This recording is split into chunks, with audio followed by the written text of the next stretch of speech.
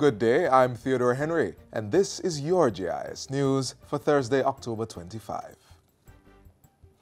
A new drainage system will be installed to address flooding along Marcus Garvey Drive in Kingston.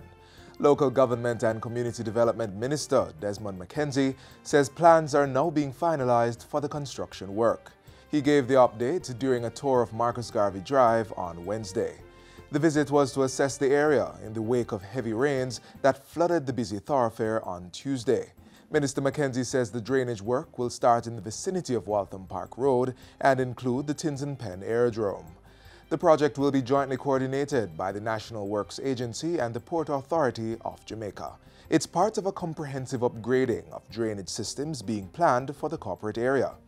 In the meantime, the local government minister is assuring that the corporate area drains will be cleaned on a consistent basis in order to prevent flooding during periods of heavy rainfall.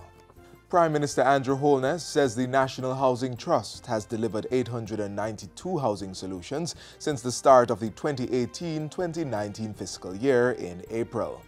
He says the trust is on track to deliver an additional 4,144 housing solutions by the end of the fiscal year in March 2019.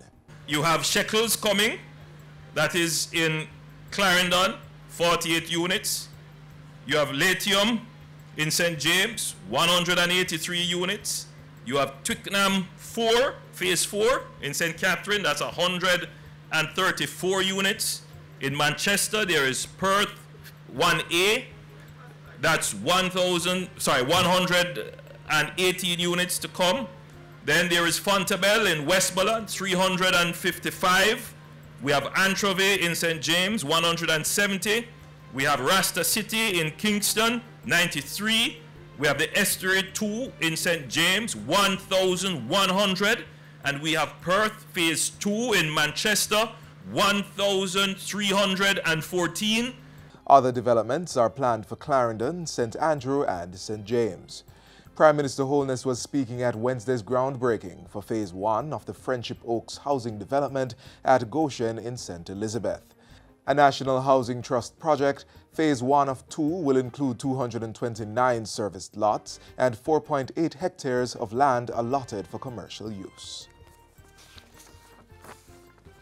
The Ministry of National Security has reached an agreement with used car dealer O'Brien's International Car Sales and Rentals Limited to recover money paid for the purchase of motor vehicles for the Jamaica Constabulary Force.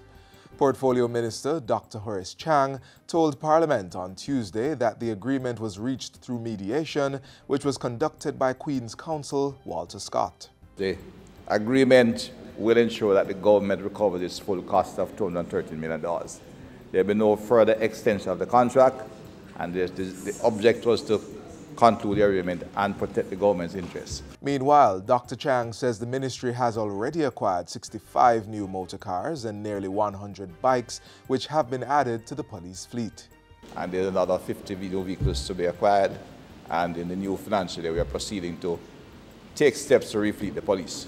$1.1 billion has been set aside in the 2018-2019 budget for the procurement of motor cars and motorcycles for the JCF.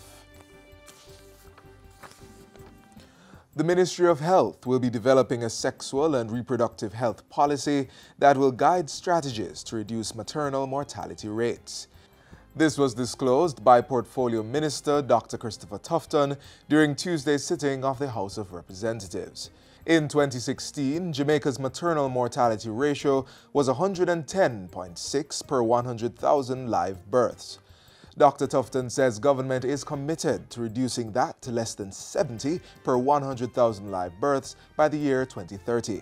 A sexual and reproductive health policy will create a framework for identifying effective strategies to reduce maternal mortality rates, including strengthening the linkages between obstetric and NCD programs and reviewing our capacity within the health sector to respond effectively to cases of unsafe abortions. The health minister was making his contribution on a motion which calls on the government to repeal Section 72 and 73 of the Offences Against the Person Act, which makes abortion illegal. The motion was brought by Member of Parliament for West Rural St. Andrew, Juliet Cuthbert Flynn. While a 1975 ministerial policy paper lays out conditions under which medical practitioners could terminate a pregnancy, the Offences Against the Person Act was never amended to provide clarity on the lawful grounds for abortion. Dr. Tufton is recommending that Parliament looks at a 2008 report done by a Ministry of Health Abortion Policy Review Advisory Group, which was established in 2005. Given the interest, given the concern, and certainly from a public health perspective, I believe that the time is now right for us to find a way through a joint committee to review that report, review the recommendations of that committee, and if there is a need to add further work, then we add further work in terms of consultation. And finally, Agriculture Minister Audley Shaw is urging farmers to utilize new irrigation technology to improve crop quality and increase production. Only 12 to 13% of about 200,000 acres of irrigable lands have been irrigated.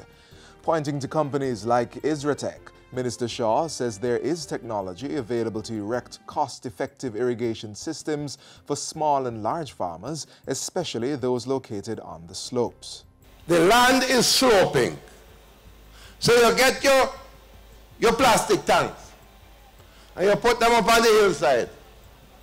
And you get some Isratech lines with the drip irrigation. And you run them into the gully where your planting taking place. Guess what? No energy needed because you're gravity feeding from the hillside down into the field. The Agriculture Minister was addressing the recent opening ceremony for Isratech Jamaica Limited's new retail outlet and complex in St. James. And that's it for JIS News Today. I'm Theodore Henry. Thanks for watching.